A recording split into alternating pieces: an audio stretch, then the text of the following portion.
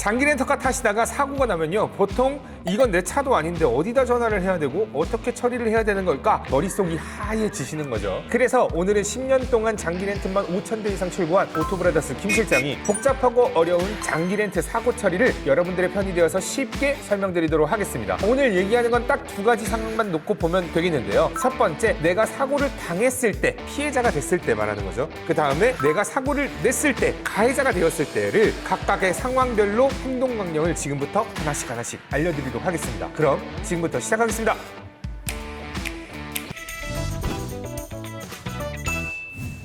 공통적으로 여러분들이 이제 사고가 나면 일단 지금 말씀드리는 순서대로 진행하는 게 제일 중요하겠습니다. 첫 번째, 사람이 안전해야 되겠죠. 안전을 확보하는 게 가장 중요할 텐데요. 먼저 비상등을 켜고 2차 사고부터 막으세요. 그 다음에 두 번째로는 안전하다는 가정하에 사진 찍어야 되겠죠. 파손된 거 가까이에서 멀리 전체적으로 한 장, 그 다음에 전체적으로 현장 사진 한 장 찍어주고, 그 다음에 각각의 차량의 번호판이 보일 수 있게 사진을 찍어주시는 것이 중요하겠습니다. 그 다음으로는 블랙박스 영상 저장하는 거 따로 빼놓는 것도 잊지 마시고요. 웬만하면은 지금 그 사고 난 시점에서 모두 다 종료가 됐다, 사고 처리가 모두 다 끝났다, 그러면 이제 그때 메모리를 빼놓는 것도 가장 중요할 것 같습니다. 다음으로 중요한 부분이 있죠. 바로 렌트사 사고 접수 번호로 전화를 하셔야 되는 건데, 오토브라더스와 계약하셨던 고객님들 같은 경우는요, 거기에다 전화하기 전에 저희한테 먼저 전화를 주세요. 현재 상황에 맞게 어떻게 진행을 해야 될지, 접수는 누구한테 먼저 하는 게 맞을지 가장 이득 볼 수 있는 방법을 저희가 코칭해 드리도록 하겠습니다. 아무튼 일단 이렇게 사고 접수 센터에다가 전화를 하셔서 사고 접수를 하시고, 필요할 경우에는 보험사 직원을 현장에 요청하시면 되겠습니다. 정리를 하자면 사진을 찍고 블랙박스 확인하고 오토브라더스에다 전화를 하거나 고객센터에다가 전화를 하는 거, 이렇게 정리를 해볼 수 있겠는데요. 그 다음부터는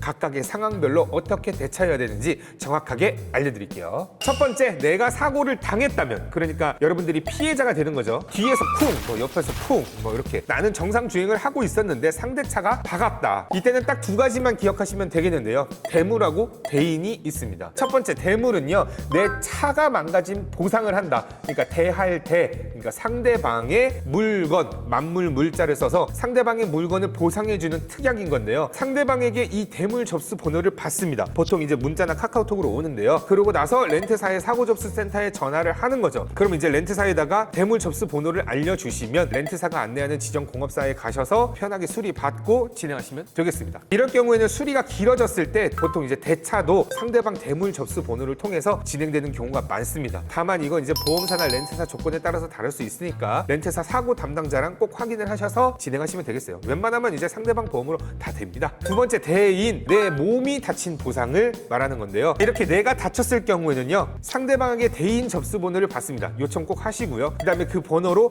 병원에 가시면 접수 번호 있나요? 라고 얘기하시면요, 바로 그 접수 번호 얘기해 주시면 돼요. 그러면 따로 비용 납부할 거 없이 다 치료 받으실 수가 있겠습니다. 이게 간단하게 좀 팁을 드리자면, 이렇게 대인 접수 번호를 받고 나면 상대방 보험사 담당자가 빠르게 합의를 보이려고 합니다. 근데 여러분들 이게 사고가 나면요, 후유증이 굉장히 나중에 또 오는 경우가 있거든요. 그래서 웬만하면 꼭 천천히 치료를 하시고 몸 상태가 안정이 되었을 때 그때 합의를 하시는 게 좋겠습니다. 이렇게 내가 피해자가 되었을 때는 가장 주의해야 될 거 하나, 내 돈이 들어간지 꼭 확인하세요. 상대방 과실이 100%면 무조건 고객님이 내시는 돈은 하나도 없습니다. 근데 쌍방과실이 잡혔을 경우에는요, 내 과실만큼 면책금이 생길 수가 있어요. 그래봤자 어차피 내 차 수리하는 면책금 보통 30만 원이죠. 30만 원 납부하면 보통 끝입니다. 그러니까 편안하게 치료도 받으시고 수리도 하시면 되겠어요. 근데 여기서 이제 꼭 궁금한 게 하나 있을 텐데요. 꼭 지정 공업사에서만 수리를 해야 되는 것인가? 네, 이게 또 중요한 내용 중에 하나인데요. 상대방 과실이라서 어디에서 수리를 받든 비용은 상대방 보험사가 납부하니까 상관없긴 합니다. 그런데 경우에 따라서는 정비소에서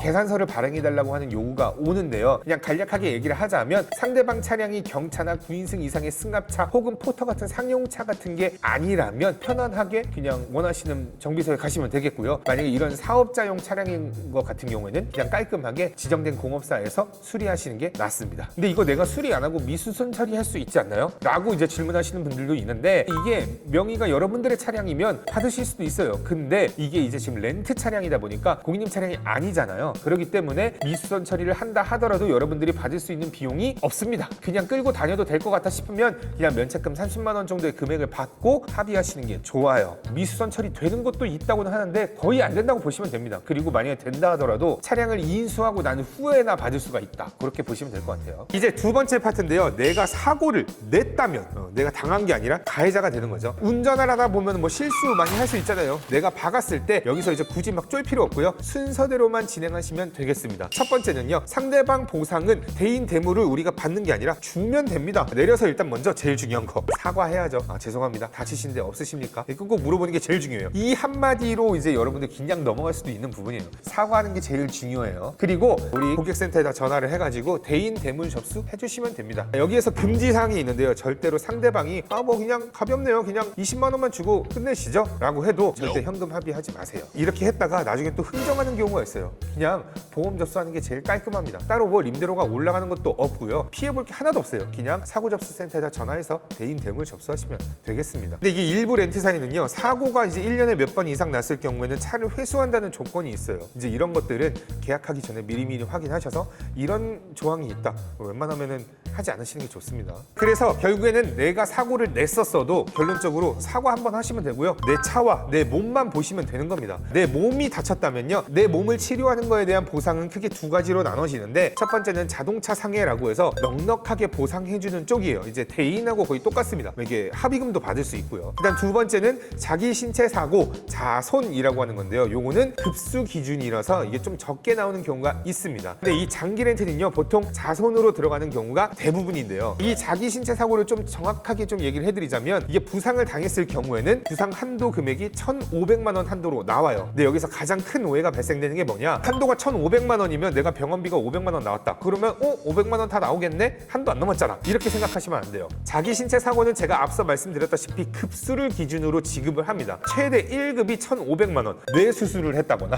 사지가 마비가 됐다거나 이런 아주 큰 부상 같은 경우에는 이렇게 1급을 받을 수 있고요. 단순 염자나 타박상 같은 가벼운 부상 같은 경우에는 보통 14급이 나오는데 이럴 경우에는 20만 원가량만 나옵니다. 예를 들어서 병원비가 50만 원이 나왔어도 그거 50만 원 다 주는 게 아니라 급수에 따라서 14급을 받았다면 20만 원밖에 안 나오는 거죠. 나머지는 본인이 부담을 하셔야 된다. 그럼 이렇게 장기 렌트는 보험이 너무 부실해가지고 너무 위험한 거 아닌가라고 생각을 하실 텐데요. 이거를 보완할 수 있는 방법이 있습니다. 본인 명의로 이렇게 실비가 가입이 되어 있다. 우리가 실손보험이라고 하잖아요. 그게 가입이 되어 있으시다면 자기 신체 사고로 보상을 받지 마시고 실비로 보상 받으시면 되겠습니다. 그래서 꼭 장기 렌트를 이용하시는 분들 같은 경우에는 실비를 가입하시길 꼭 권장하니까요. 요참에 혹시 가입 안 돼 있으시다면 꼭 가입하시기를 권장하겠습니다. 아니면 자상, 제가 아까 말씀드렸던 자동차 상해를 가입할 수 있는 곳이 있는데요. 거기는 근데 조금 희박합니다. 꼭 여러분들이 자상을 가입해야 되겠다라고 말씀을 하신다면 상담할 때 미리 자상이 가입 가능한 렌트사로 안내를 해주십시오 라고 말씀을 하시면 되겠어요. 그렇다면 이제 내가 일단 사고를 냈었어도 내 몸은 그렇게 치료하면 되는 거고, 그렇다면 내 차는 어떻게 수리를 해야 되는가? 자차 면책금, 자기 차량 손해 면책금이라는 게 있는데요. 요거는 이렇게 기준을 잡으시면 되겠습니다. 사람들이 자주 하는 착각이 좀 있는데 장기 렌트니까 기스 조금만 나도 무조건 수리를 해야 되는 거 아니냐? 내 차가 아니잖아. 그러니까 사고가 났으면 무조건 30만 원 내고 수리를 해야 되겠지. 그렇지 않습니다. 운행에 지장이 없고 보기에도 크게 민망하지 않으면 그냥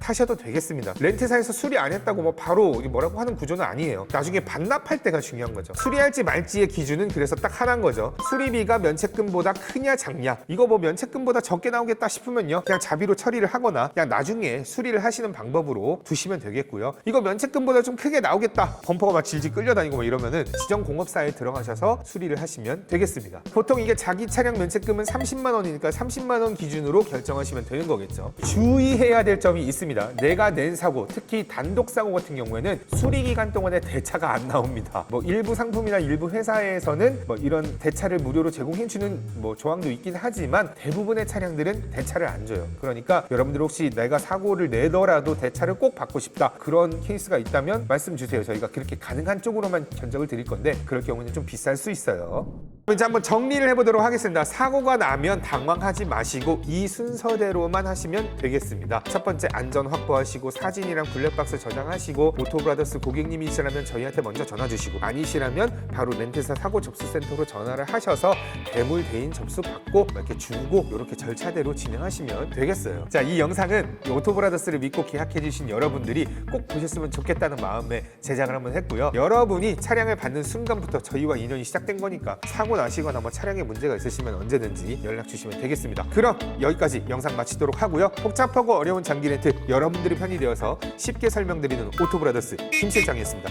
다음 영상에서 뵐게요. 안녕.